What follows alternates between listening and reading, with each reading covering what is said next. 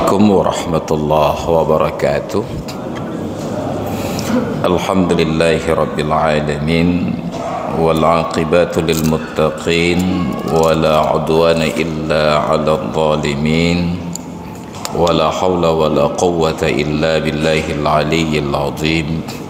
Wassalatu wassalamu ala nabiyyina wa habibina wa syafi'ina wa maulana Muhammadin asyrafil anbiya'i wal mursalin al-mab'uthi rahmatan lil alamin wa ala alihi wa sahbihi ajma'in.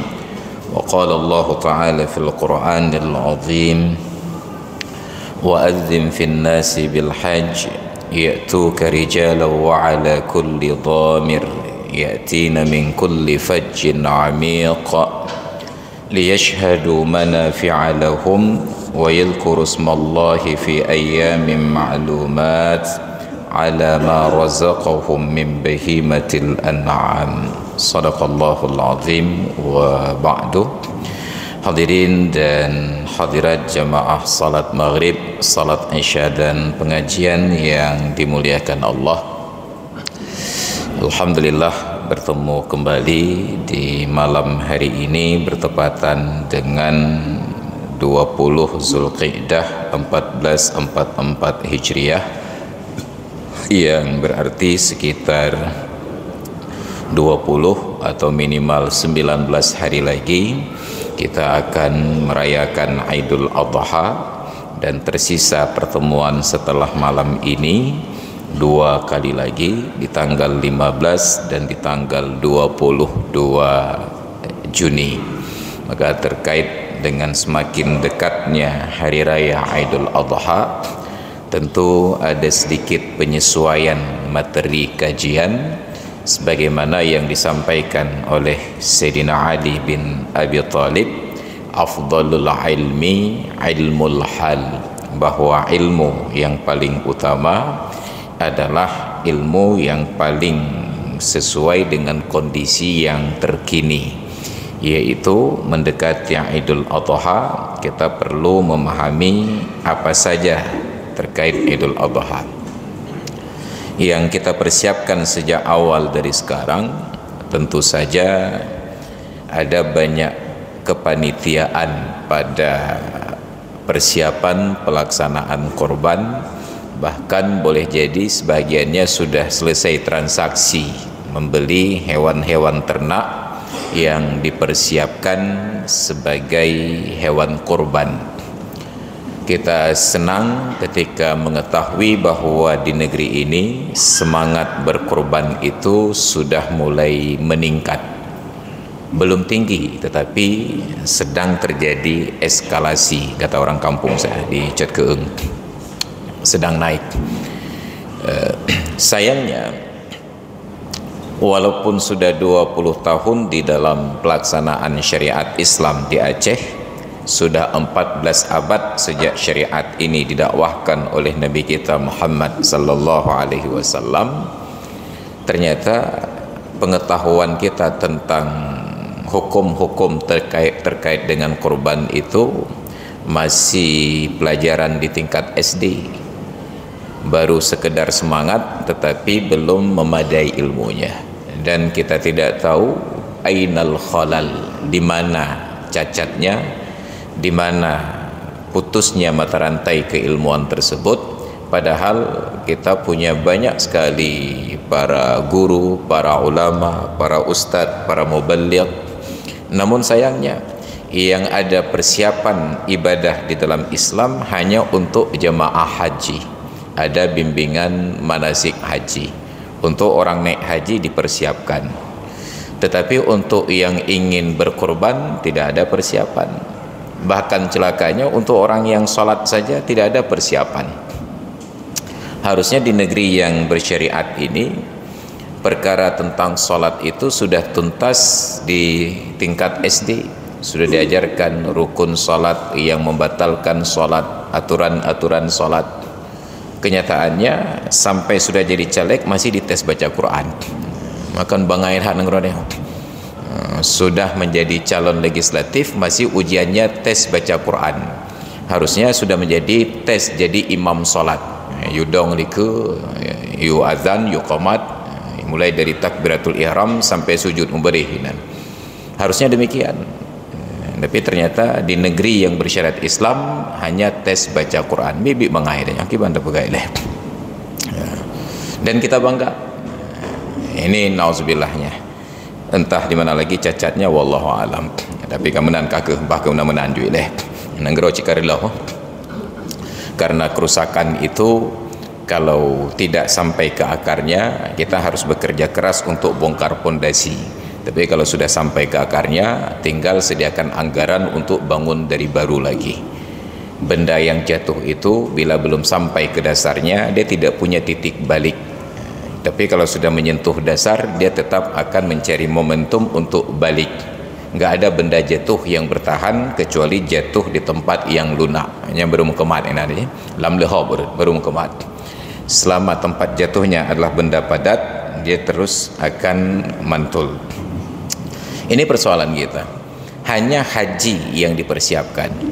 Kalau kita berburuk sangka, mungkin salah satu jawabannya karena haji ada anggaran, ada biaya untuk keberangkatan yang di dalam biaya itu sudah ada nominal tertentu untuk pembekalan manasik.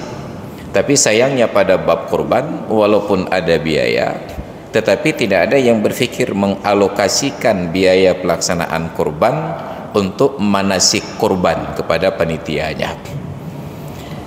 Kita sudah keluarkan biaya dalam nominal yang besar, 2.500.000, 2.700.000 bukan sedikit. Itim kokoh teku lebihnya gara-gara apa yang belum nanti. Tetapi cacat, bahkan nauzubillah kalau sekedar tidak sah, tidak terlalu bermasalah. Masalahnya menjadi haram ketika salah pada ketentuan, melanggar aturan-aturan tertentu. Dan pelanggaran yang menjadi haram tersebut hampir di semua kepanitiaan terjadi. Setiap kali kita sampaikan kajiannya, selalu ada saja yang mencari celah. Kiban tegedi laganya terpegat lagi je terpegat. Cibutnya selama masih ada celah untuk apa menyerah wah. Lasta mastah. Ikhlas rukuk. Selama masih ada celah untuk apa menyerah. Lepas payah untuk ada keinginan mau berbuat sesuai dengan ketentuan. Dan tentang materi pelaksanaan korban ini sudah saya dakwahkan dalam kajian itu sejak dari tahun 2012. Mungkin di masjid kita baru mulai dalam 3 tahun terakhir sejak kajian ini dimulai. Tapi di masjid-masjid yang lain sudah sejak dari 2010, bahkan ada yang dari 2008. Pertanyaannya, apakah ada perubahan? Wallahu a'lam. Lagi-lagi Ustaz. 2008 setiap tahun minimal 3 kali pertemuan menjelang Idul Adha kita jelaskan seluk-beluk kurban, apa yang boleh dan apa yang tidak. Kalau bahasa kerennya do and don't, pu yang jut pu yang han. Tapi ternyata tetap saja seperti biasa. Salah satu kendalanya adalah bahwa saat kajian itu dilaksanakan, panitia kurbannya nggak hadir. Anak jabut baik dapat gaya ber memayangkan semangat si kerebun macam yang baik temayang kan. Nauzubillah. Sebahagian hadir solat, hadir berjamaah tetapi malas mengikuti kajian. Dan kita orang yang diajak berkorban tidak peduli lagi, pokoknya kau pujuk niku bosah wanita urusan tidak bisa urusan roje. Karena menyerahkan sesuatu bukan kepada ahlinya, kita dianggap teledor. Tapi kalau sudah ahli kita serahkan kepadanya dan salah, itu dosa ahli itu yang tanggung. Ada ketentuan, ada syarat. Jadi bukan asal sudah menyerahkan kita sudah selesai. Itu sama seperti kita punya mobil. Ketika ada yang ingin pinjam mobil atau kita jalan dengan kawan-kawan, ketika ingin menyerahkan kemudi kepada orang lain untuk dikendarai, tentu kita akan verifikasi, jid napa motoran? Oh jid naku. Kita tanya lagi yang kedua kali, SIM lah. Jangan sampai pandai mengemudi tapi nggak ada SIM. Nanti saat kepergok dengan polisi lalu lintas ada pemeriksaan, kita rugi, harus bayar lagi tagihan kenang tilang. Tetap kita verifikasi.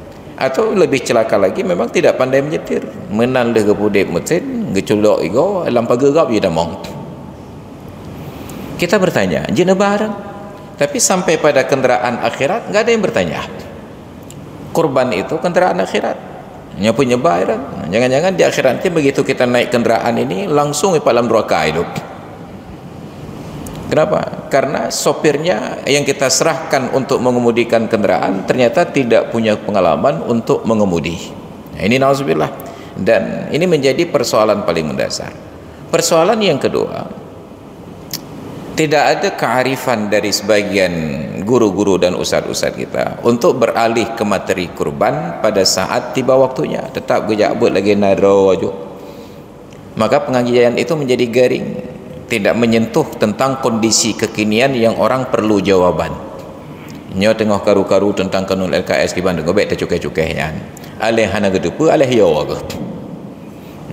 Takut nanti hana merompok work lagi. Beda cukai-cukai kan. Nauzubillah. Ada banyak kemungkinan. Jadi akhirnya pengajian-pengajian itu ya hanya ikuti kurikulum saja, silabus sekali kita ajak sekolah. Padahal ada kondisi-kondisi tertentu kita perlu jawaban segera. Jadi kalau para ulama menyebutkan dalam kitab dengan istilah istitradi, perkara itu karena sudah disinggung dituntaskan dulu. Kajian kita masih tentang solat, tapi ketika berbicara tentang solat disinggunglah tentang Isra Mi'raj. Karena sudah disinggung maka kita selesaikan pembahasan. Itu disebut dengan istitradi. Kondisi kita sedang mengaji tentang bab solat, tapi ini tiba waktu ibadah haji, Idul Adha, ada kurban dan lain sebagainya, maka perlu disinggung tentang peristiwa tersebut, apa yang perlu kita persiapkan, apa antisipasinya, dan bagaimana melaksanakannya. Ini yang kita sedihkan. Jadi akhirnya masyarakat tidak ada perubahan sama sekali, tidak ada peningkatan wawasan sama sekali, tetap tradisinya seperti kadar dia menjemun lagi nyawa tengkuh. Kenapa korban begitu? Dari nek-neknya kamu kalau lagi nyawa. Kalau jawabannya dari nek-neknya lagi nyawa, itu mazhabnya mazhab Abu Lahab. Karena Abu Lahab dulu saat ditanya oleh Nabi, lima ta'buduna asnaman alihatan, kenapa kalian menyembah berhala-berhala itu sebagai Tuhan? Apa jawaban Abu Lahab CS? Wajadna aba'ana alaihi ya'kifun, karena kamu kalian nenek-neknya kamu jika lagi nyawa. Jadi yang pertama menjawab nenek moyang itu mulai dari Namrus, Firaun, dan sampai Abu Lahab yang terakhir dikutip di dalam Al-Quran. Kami dapati nenek moyang kami memang sudah begini aktivitasnya. Jadi kalau kita hidup di zaman modern sekarang, mudah untuk mengakses ilmu. Kalau nggak ada tengku, ada Google minimal. Tiba-tiba jawabannya jika dari nenek-neknya lagi nyawa. Itu Abu Lahab abad modern itu. Mazhabnya bukan orangnya. Mazhabnya mazhab Abu Lahab modern. Kenapa? Kita punya banyak sumber untuk bertanya, ada akses. HP-nya sudah disebut smartphone, HP cerdas. Cuma HP-nya cerdas, orang bangai. Tidak memanfaatkan. Geblo HP mahal-mahal untuk telepon nggak SMS lah kai. Putus-putus saya kau. Tidak mengakses ilmu di dalamnya. Maka perlu kita kaji. Bismillahirrahmanirrahim. Syuru'un fi bayani ahkamil udhiyati, masuk dalam penjelasan hukum-hukum kurban. Wa ghalibul fuqaha'i yadhkurunaha fir ruba'ir rabi'i aqbas saidi. Mayoritas para ulama, kebiasaan para ulama menyebutkan hukum kurban itu pada rubu' yang keempat setelah berbicara tentang hukum berburu. Fikih itu dibagi 4 rubu'. Rubu' pertama ibadat, salat sampai dengan haji. Rubu' kedua muamalat, mulai dari transaksi jual beli, upah mengupah, sewa menyewa dan seterusnya. Rubu' yang ketiga itu munakahat, mulai dari proses khitbah melamar sampai dengan perceraian, khulu', iddah dan seterusnya. Rubu' yang keempat itu masuk dalam bab jinayat. Nanti dalam bab jinayat ada yang namanya diyat, ada yang namanya berburu dan lain sebagainya. Ketika berbicara tentang binatang buruan dan proses penyembelihan, disingkunglah tentang bab penyembelihan kurban. Jadi ada 4 rubu', dimulai dari ibadat, kemudian muamalat, munakahat, kemudian jinayat. Maka pada bahagian akhirnya nanti baru ketemu eksekusi hukuman, mulai dari hukum qisas, kemudian hukum rajam, kemudian ada hukum jilid, dicambuk. Maka cambuk itu bahagiannya terakhir. Jadi kalau kita baca kitab fikih, hukum cambuk itu di akhir sekali, di jilid yang keempat kalau kitabnya 4 jilid, di jilid ke-8 kalau kitabnya 8 jilid. Tapi karena kitab Arab dibaca dari kanan ke kiri, datang kawan-kawan kita membaca dari kiri ke kanan, langsung ketemu bab hukum cambuk dulu. Makanya di Aceh syariat Islam dimulai dari hukum cambuk. Bersuci belum beres, salat belum beres, puasa belum beres, semua belum beres, tapi cambuk sudah beres, alhamdulillah. Ini kan telah jabut. Ini kan kitab Arab dibaca dari kanan ke kiri. Sedangkan kawan-kawan yang buat hukum itu dibaca dari kiri ke kanan. Hukum cambuk. Wah, ini juga duduk lah. Maka setelah 20 tahun syariat Islam di Aceh, yang terkenal hanya bagian cenut-cemenut. Bagian tepat-tepat 6 got tepat 50 juta habis peng. 3 tepat 5 juta. Makanya saya kritik kawan-kawan di syariat Islam.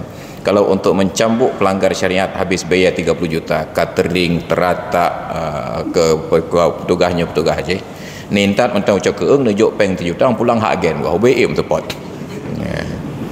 Mbak campur habis peng nopo cak lepas bangai-bangai wak yang lepas jatuh kula tu. Mudah-mudahan baik jatuh kula cak keung deh balik ke. Ini negeri kita, nauzubillah.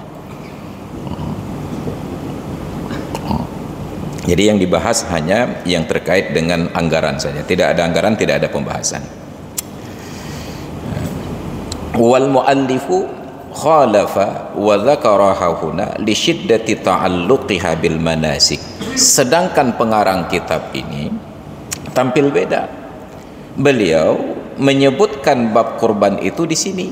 Makna di sini di jilid yang kedua setelah selesai pembicaraan tentang rukun haji. Kenapa? Li syiddati ta'alluqiha bil manasik, karena eratnya hubungan kurban dengan manasik. Jemaah haji itu sampai di Arafah, setelah wukuf berangkat ke Muzdalifah, berangkat ke Mina. Di Mina setelah melontar jamarah Aqabah, tahallul, langsung dilanjutkan dengan pelaksanaan kurban. Li syiddati ta'alluqiha bil manasik. Maka dalam ayat yang tadi kita bacakan, wa adzim fin nasi bil hajj, umumkan kepada manusia untuk menunaikan ibadah haji. Yaitu karijalan, pasti mereka akan datang kepadamu dengan berjalan kaki. Wa ala kulli dhamirin, dan dengan menunggang setiap binatang yang kurus-kurus. Ya'tina min kulli fajjin amiq, mereka datang dari berbagai penjuru yang jauh-jauh. Ayat berikutnya, liyashhadu manafi'a lahum wa yadhkuru smallahi fi ayyamin ma'lumat, agar mereka menyaksikan manfaat-manfaat yang kembali untuk mereka dan berzikir menyebut nama Allah pada hari-hari yang telah ditentukan. Makanya di Idul Adha itu ada kumandang takbir yang dimulai sejak dari tanggal 9 Zulhijjah subuh. Subuh 9 Zulhijjah sudah mulai takbir Idul Adha. Itu syariat yang mahjurah, sudah tidak dipraktikkan lagi. Bak masjidnya natam tekbir raya bengah ro Arafah. Mana? Seolah-olah ilmu itu sudah terpendam di dalam lapisan kerak bumi yang ketujuh. Padahal itu tertulis di matan-matan kitab. Enggak perlu kitab-kitab yang tebal-tebal sekali. Kitab tipis pun sudah menyebutkan bahwa takbir Idul Adha sunat dikumandangkan sejak dari subuh hari Arafah. Tapi kalau kita mau lakukan, harus diawali dengan sosialisasi. Karena bila tidak, terjadi kekacauan. Kekacauan itu bahasa kami dicatkan chaos. Bengah ura Arafah tanggai tikura, subuhnya takbir di masjid. Allahu Akbar, Allahu Akbar, Allahu Akbar. Terdengar seluruh cat masjid. Nyai ibu kau pegah lagu, "Hei bang, uraya apa?" Mano ju kadang-kadang tu baje po tujuh kom tipek ke do. Gepreh-preh bean khatib ngai mum mo panitia na tu. Ya, bani nai tenak ju bibit panitia mesti kai pengat kamu apa. Tengah bibir orang mah dia jak li. Nyobah ta pujuruk panitia pengaroi pengatnya orangnya ada pengat wanyan ba. Maka perlu sosialisasi. Ini syariah yang mahjurah. Harusnya takbir Idul Adha dimulai dari tanggal 9 Zulhijjah setelah salat subuh, berakhir sampai dengan maghrib, sebelum maghrib hari tasyrik yang ketiga, 13 Zulhijjah. Itu panjang takbirnya, menunjukkan hari rayanya pun panjang. 4 hari, 4 hari raya, 10, 11, 12, 13 Zulhijjah, itu hari raya. Dan seharusnya di hari raya bersukacita. Karena puasa bertentangan dengan sukacita, maka haram berpuasa di 4 hari tersebut. Dan bekerja juga hampir haram, hampir haram bekerja di hari-hari tasyrik tersebut. Harusnya kita bersukacita mururaya.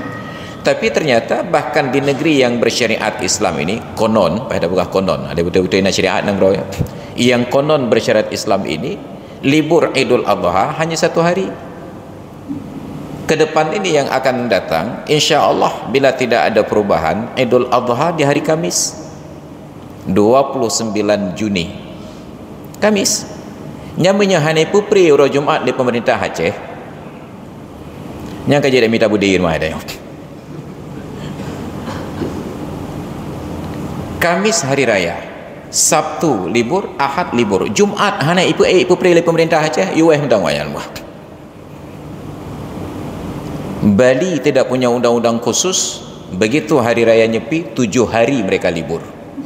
Semua berhenti aktivitas. Hana yang pehah kedai, hana duk berkedai kopi, bandara tutup, pelabuhan tutup, kenderaan berhenti. PLN padam. Kalau kita nggak perlu minta bantuan, PLN memang padam dengan sendirinya. Hana pehah lelaki ya, lenggerawanya. Tapi tidak ada inisiatif. Sudah 20 tahun syariat Islam, tidak ada seorang pun pemimpin di negeri ini, mulai dari gubernur sampai kepada geci, yang mengusulkan untuk libur di hari raya Idul Adha 4 hari berturut-turut. Mainan wali kota hari ini uruh kau, wali kota cakap, baik dah uruhnya. Makanya ke depan pilih saya. Anjir kerakat banyak.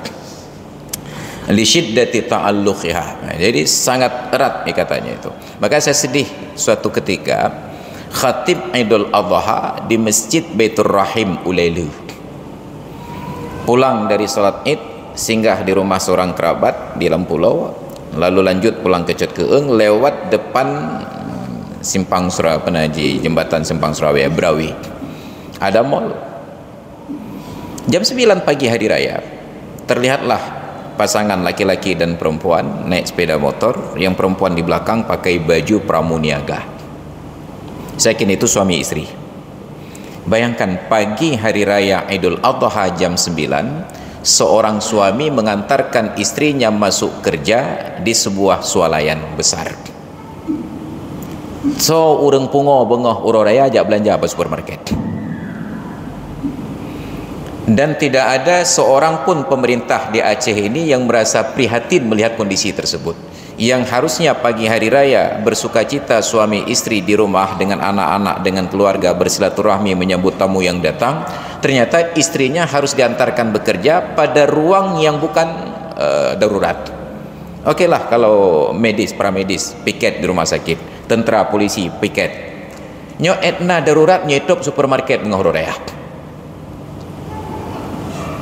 Nyan ho pemimpin Aceh tu, nyan anggota dewan langkawan citu nyok jaro itu. Tidak ada yang berfikir tentang nasib masyarakat kita. Sedih saya perhatikan. Entahlah pemimpin kita enggak pernah keluar pagi hari raya sehingga tidak melihat fenomena ini. Lalu di mana perlindungan pemimpin terhadap rakyatnya? Seharusnya dapat menikmati hari raya. Jangankan di hari tasyrik, bahkan di hari pertama hari raya sudah harus masuk kerja. Pakai baju seragam pramuniaga, maka begitu supermarket buka, anak-anak tidak mau lagi bersilaturahmi dengan orang tua. Item ni bahkan perlai ajak kena supermarket, jak belau budi, jak umpaki timbak-timbak. Kalaupun ikut orang tua, mereka kalkulasi kembali. Nyo menyotajak ngayah tabuh rumah di tengah jum 5 ribu jupeng. Maka akhirnya anak-anak nggak mau lagi ke orang tua. Mereka jalan sendiri buat kelompok-kelompok, singgah satu rumah 5 menit saja. 5 menit 2.000.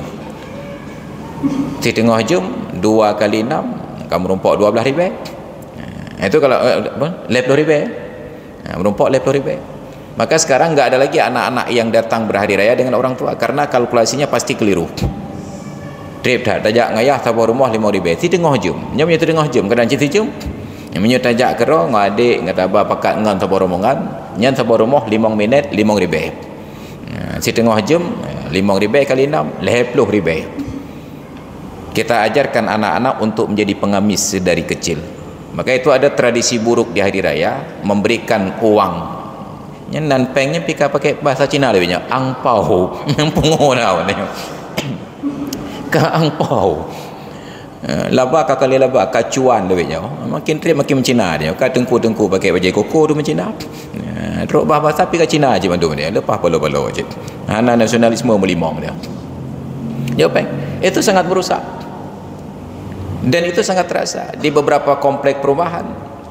Warganya curhat, kami Pak Ustaz itu kalau hari raya enggak tahu dari mana anak-anak ni leh cidera tu ya atau rombongan 5 10 aja tayu tamu rumah itu nabong kamu jok peng mentang wah.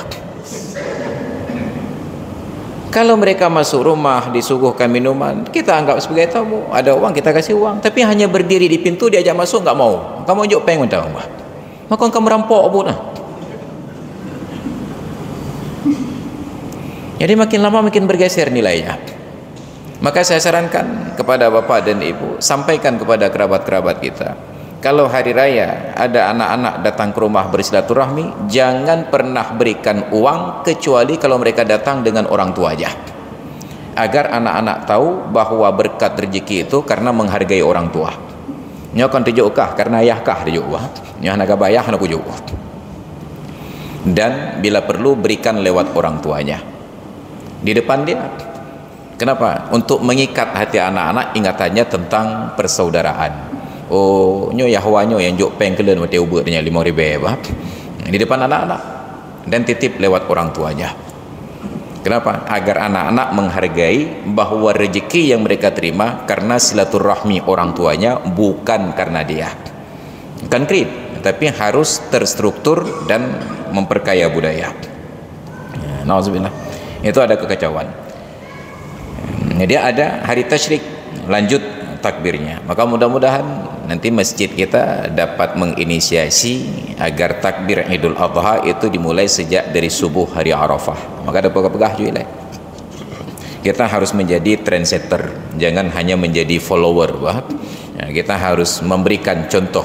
Man ahya fil islami sunnatan qad umitat, barang siapa yang menghidupkan dalam Islam sebuah sunnah yang sudah dimatikan, ditinggalkan, maka seolah-olah maka dia akan mendapatkan pahala dari sunnah tersebut yang ia lakukan dan orang-orang yang mengikuti praktik yang sama setelahnya. Wal aslu fiha, dasar hukum tentang kurban,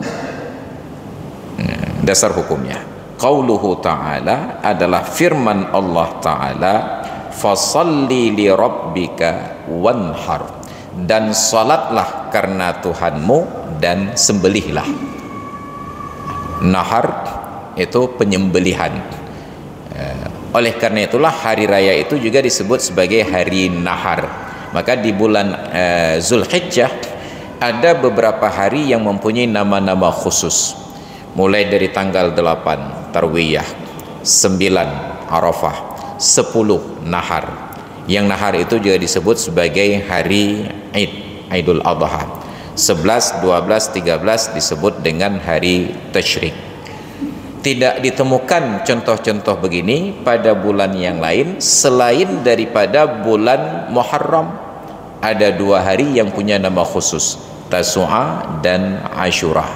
Sedangkan di bulan yang lain tidak ada hari dan tanggal dengan penamaan khusus. Jadi Arafah itu nama hari yang ke-9 di bulan Zulhijjah sesuai dengan tempat domisili. Kalau kita di Aceh ya tanggal 9 Zulhijjah menurut Aceh. Kalau kita di Arab tanggal 9 Zulhijjah menurut di Arab. Kalau tanggal Masehi lebih dahulu di Indonesia daripada di Arab, tapi tanggal Hijriah besar kemungkinan lebih dahulu di Arab daripada di Indonesia. Kenapa? Karena tanggal Hijriah merujuk kepada proses ru'yatul hilal. Ru'yatul hilal di Indonesia lebih cepat 4 jam daripada di Arab Saudi, karena matahari terbenam di tempat kita lebih cepat.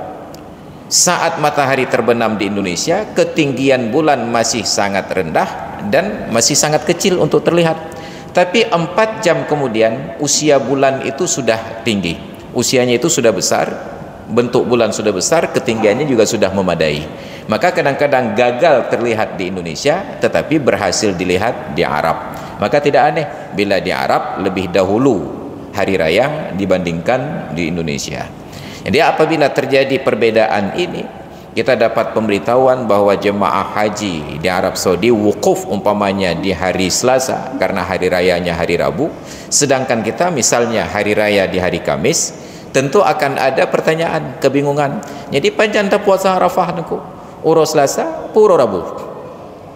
Tetap kita berpuasa Arafah di hari 9 Zulhijjah di tempat di mana kita berada. Kalau misalnya nanti hari raya kita di hari Kamis, maka tentu 9 Zulhijjahnya itu di hari Rabu.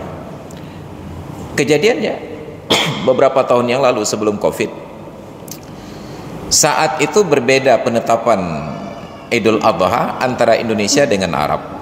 Arab lebih dahulu sehari.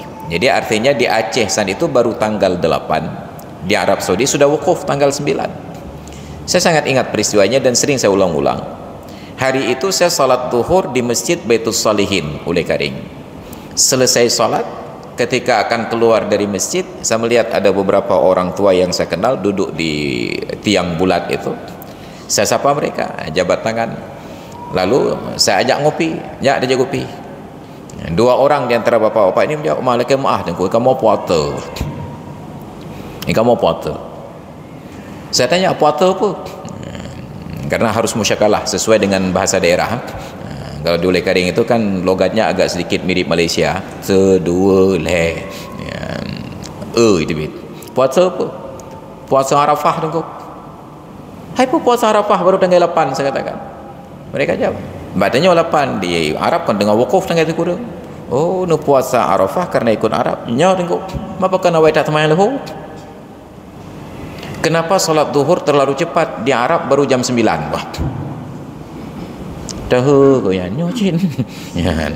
Puasa ikut Arab, sembahyang ikut Aceh. Maka ilham ni. Maka ibadat sesuai dengan tempat dan waktu di masing-masing daerah. Jadi karena kita di Aceh, kita makan sahur waktu Aceh, berbuka puasa waktu Aceh. Orang Aceh makan sahur paling telat sampai jam 5. Dia naik pesawat berangkat ke Jakarta, buka puasa bukan jam 7, buka puasa jam 6, karena di Jakarta terbenam matahari lebih cepat 1 jam. Orang Jakarta makan sahur paling telat jam 4. Dia naik pesawat berangkat ke Aceh, sampai ke Aceh dia enggak boleh berbuka jam 6, payah pleh pun 7. Alah, ada udah punah nak kuih pesawat awal tahu. Enggak ada lah jam tu buka puasa. Maka yang paling enak puasa itu sahurnya di Aceh, buka puasa di Jakarta. Apalagi kalau sempat buka puasanya di Surabaya, leheju mawahib, hemat puasa 3 jam dalam sehari. Bayangkan, yang mungkin melakukan itu hanya pilot pesawat jurusan Aceh Surabaya, betul. Ini Surabaya, menyai Sumpang Surabaya, atau lagi ada nyocit. Ada Surabaya dengan Simpang jauh, lebih jauh daripada jarak Ulim dengan Simpang Ulim.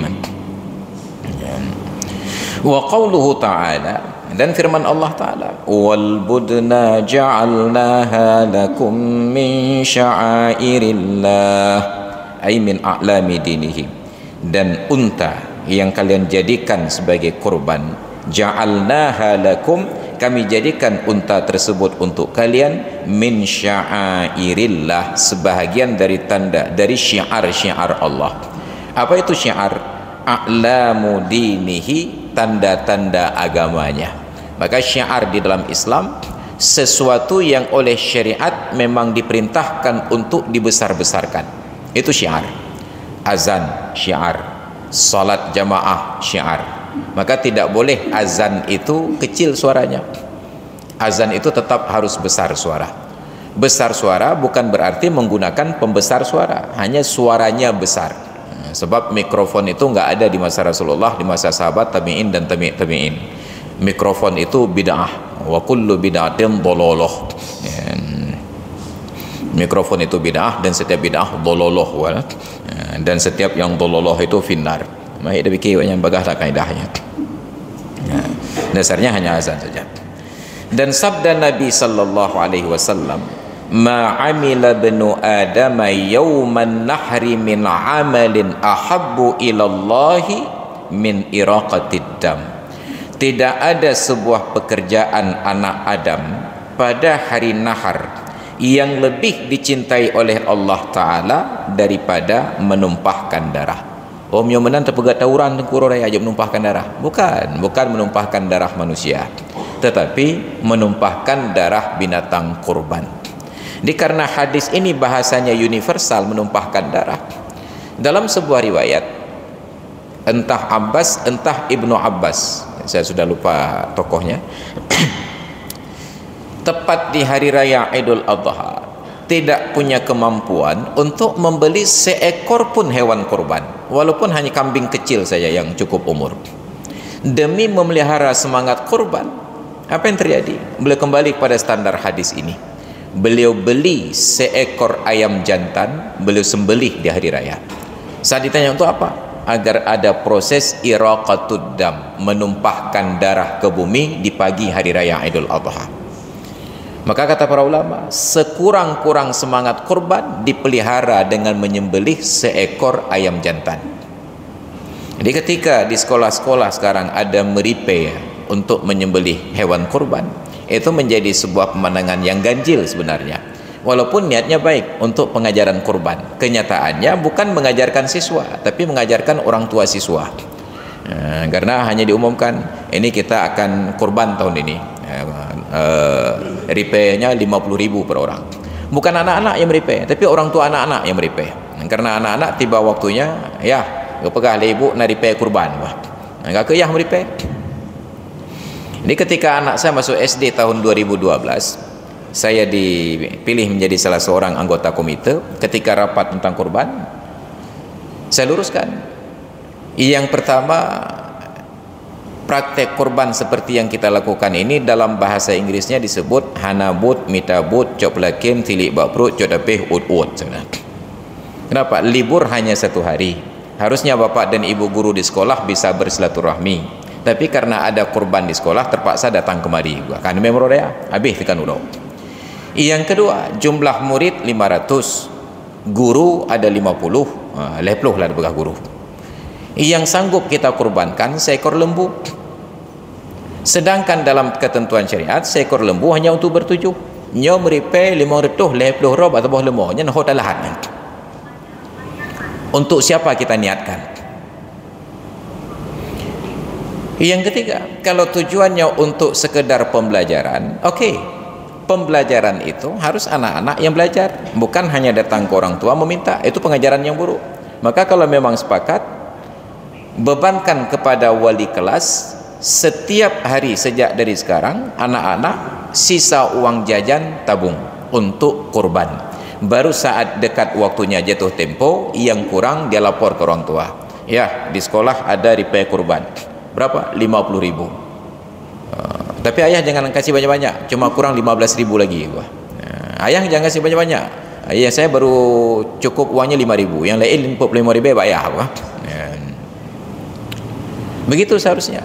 Dan yang berikutnya saya katakan, sekurang-kurang kurban itu kalau merujuk pada sejarah praktek Ibnu Abbas tadi, seekor ayam jantan. Maka seharusnya ripe itu paling kurang seekor ayam jantan. Nya menu agam tabah badum yuk. Teretuh 50.000 anak kurang. Seharusnya demikian. Itu belum lagi kalau guru kumpulkan biaya di sekolah, berpotensi untuk dianggap sebagai pungli. Yang kan bibit hanabut, mitabut, coplakin, tilibaprut, codapeh, ud-ud. Maka tadi ketika saya mau keluar sholat asar di gedung keuangan, istri pertama saya melapor. Memang cidro, hai pikiran mana. Ada surat dari guru-guru, mereka minta izin saya untuk anak-anak patungan kumpul uang dalam jumlah tertentu untuk kurban. Saya bilang ilan tengah umpaki nganggap babnya kata pegap tempat roh. Nyana kerebun tapat penggro. Jangan ajak anak-anak kumpul uang, apakah 50.000, 100.000 hanya untuk berkorban yang kita sendiri menentang praktek demikian. Maka enggak saya terima usulan tersebut. Kenapa? Pengajaran harus tuntas. Jadi bagi kita yang tidak ada kemampuan, jaga semangat tersebut. Bagaimana caranya? Aceh ini kan hidup dalam tradisi megang. 9 Zulhijjah megang beli daging. Mungkin untuk keluarga, untuk orang tua, untuk adik-adik kerabat, nada belum 1 kilo tapoti. Mungkin ada sekitar 7 keluarga, 7 kilo. 7 kilo kali 350,000 kan pengkit. Coba diubah teorinya. Sampaikan ke kerabat-kerabat yang biasa kita kunjungi untuk mengantarkan daging di hari megang. Kita bilang, nyo urorayanya megang tabaile. Bahkan aku tanya hana tak pejuti orang megang tak puasa orang Arafah mati kiban menan le huru raya tak temeti jatah bloti kawaran tak sapat tamah belanja baju tak belo kambing tino kita sembelih sebagai korban walaupun kita bagi-bagi untuk keluarga sendiri sah. Kita tumbuhkan semangat berkorban tersebut, maka insya-Allah lebih baik daripada bersedekah daging di hari megang. Kalau mau dua-duanya ya silahkan, lebih bagus lagi. Daging tetap disedekahkan di hari megang, di hari raya tetap menyembelih kurban. Ini pengajaran tadi dalam kondisi kita belum merasa mampu untuk berkurban. Ganti prosesnya. Tapi nggak cukup seekor kambing Pak Ustaz. Kalau nggak cukup, praktek amalan Ibnu Abbas atau Abbas bin Abdul Muttalib tadi, beli ayam jantan seekor, pagi hari raya pulang sholat id, ajak istri, anak-anak kumpul, ya tadi mana? Untuk apa ya? Kerebun. Hai, ubut tak kerebunnya mana wah? Dang-dang tak belau kambing wah. Kan kerebunnya kan put buah haki ya, tak belau 2 buah mana? Put buah haki. Yang belai kaki put buah. Tak belau mana 2. Ada sukacita pagi hari raya, karena sunat pada pagi hari raya Idul Adha berpuasa sebelum ke masjid. Selesai dari masjid pulang ke rumah, bukan ke kuburan, pulang ke rumah. Itunya kuburan negara le. Pulang ke rumah dan berbuka puasa dengan daging binatang kurban. Jadi kan dengan tape, kan dengan lontong dengan daging kurban. Maka bawa pulang dulu sedikit, masak dulu, sabah tumpuk-tumpuk baju-baju benar. Baik panjang tak payah dipikir kuah belangong tak lemak tak rendang. Goreng mentang kan. Panggang cicit atau tak cok ajaran Megawati terubuh mentang pakai minyak. Direbus, makan daging itu untuk buka puasa dengan daging kurban. Mengambil berkah, pelan-pelan kita lakukan. Karena ada hal-hal sederhana dalam syariat yang mungkin dapat menjadi obat untuk penyakit yang kita derita. Dulu saat kita belajar tentang wudu, itu ada sebuah sunnah Nabi, setelah selesai berwudu sunat minum air sisa wudu. Bagaimana mungkin bisa bersisa air wudu yang mungkin diminum kalau air wudu disediakan dalam wadah khusus? Dalam cerita wudu Nabi, beliau berwudu dengan 1 mud. 1 mud itu ukuran 700 mili airnya. Air mineral normal itu 600 mili, tambah wujud 1 mud 700 mili. Dengan air yang 700 mili beliau berwudu sempurna wudu berikut dengan sunat-sunatnya. Ada tersisa mungkin kurang dari jumlah ini, sunat untuk diminum. Itanya wudu bakran ngaipet. Setelah selesai wudu sunat diminum sisanya, habis tak bawa dah je. Han benar cedung. Maka ini sebuah pengajaran untuk menghidupkan sunnah-sunnah sederhana. Maka harusnya kita praktekkan. Kalau 1 bak itu terlalu besar, ambil 1 gayung. Coba berwudu dengan 1 gayung yang efisien dan efektif. 1 gayungnya kalau lebih 600 mili atau lebih 700 mili, hampir 1 liter 1 gayung itu. Ambil air 1 gayung, coba berwudu dengan 1 gayung. Tuang air ke dalam palat, palun. Basuh. Udah 1 kali. Ambil yang kedua, basuh lagi. Ambil yang ketiga, basuh lagi. Hanya sedikit berkurang air, 3 palat berkurang kali muka. Lalu ambil dengan telapak tangan kiri, basuh tangan kanan. Ambil yang kedua, ambil yang ketiga, basuh tangan kiri. Kemudian usap kepala, ambil air lagi, basuh kaki. Masih ada air yang tersisa di dalam gayung tadi. Sunat minum air tersebut, dan itu menyembuhkan banyak penyakit. Hana payah ajak berdoto. Nya menjadi praktek lawan dan ramai pulih doto dia demo dan. Ini kira-kira ron aku kamu hana li pelanggan lebih hana pasien wah. Sunnah itu sunnah yang mahjurah. Tapi bagi kita sekarang sulit untuk minum karena air dari air PDAM. Itu bik bakranya nyu tajib nan ceteng baru ipiuh. Ini sunnah majurah.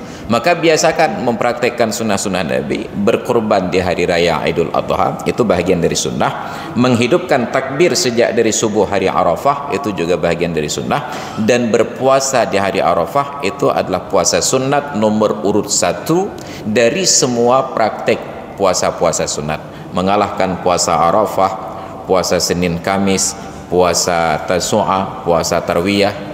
Puasa Arafah nomor urut 1 karena fadilahnya dapat mengampuni dosa setahun yang lalu dan setahun yang akan datang. Hadirin dan hadirat sekalian yang dirahmati Allah, karena sudah tiba saatnya kumandang azan Aisyah, kita padakan kajian sampai di sini. InsyaAllah ada sekitar 2 kali pertemuan lagi sebelum masuk hari raya. Sebenarnya ada pertemuan ketiga, cuma pertemuan ketiga tanggal 29 Juni malam Jumaat. Kau raya, hanya anak budaya buat, hanya sok-sok taat, kentaan, sok-sok taat malam raya buat. Kita berikan sampai di sini. Wallahu a'lam bissawab wa ilaihil marja'un wal ma'ab. Hadanallahu wa yakum ajma'in. Assalamualaikum warahmatullahi wabarakatuh.